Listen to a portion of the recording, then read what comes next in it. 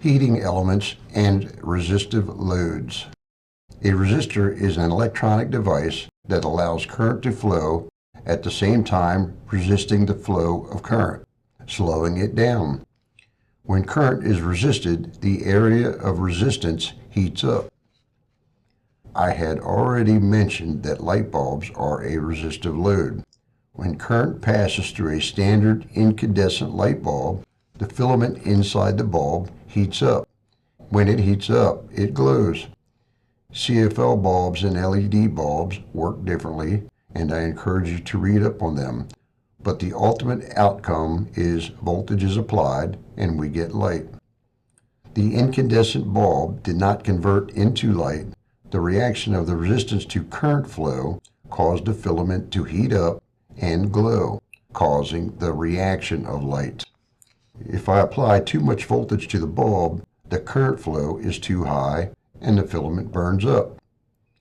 Heating elements come in many shapes, sizes, and configurations, but the same thing is happening. They have the ability to pass current, but the opposition to current flow causes them to heat up. Some elements do heat up and glow, many just heat up, some to very extreme temperatures. Standard dimmer switches have a variable resistor.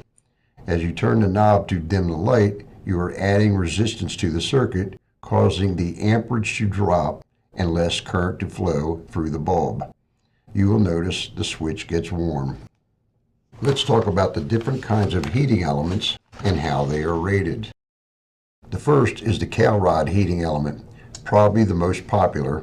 Again, it has a conductive but resistive metal rod that runs through the middle of it. It has an insulating material that blocks electron flow, but also allows the heat to conduct to the external metal sheathing. Some of these will be surface heating or air, and some will be submerged in water.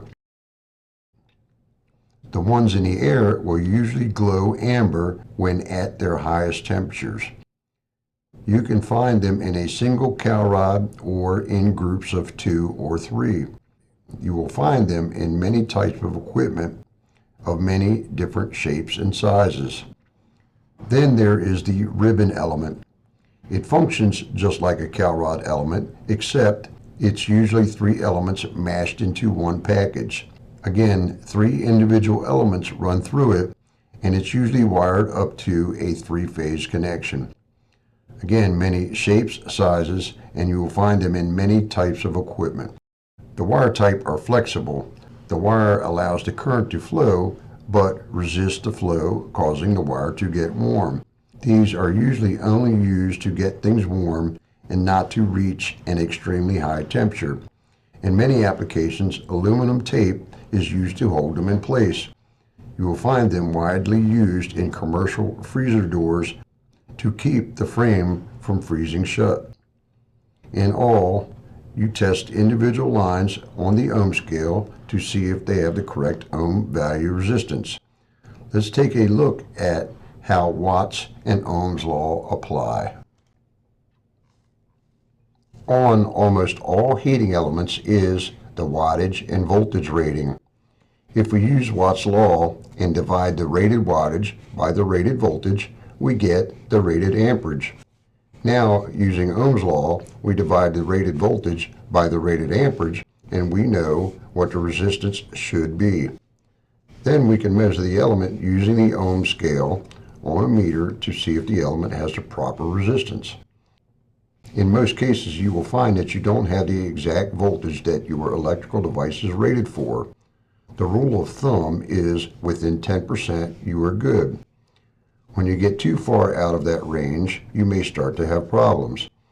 A heating element that's not getting a high enough voltage will heat slower because with the lower voltage applied, you are not heating at the rated wattage.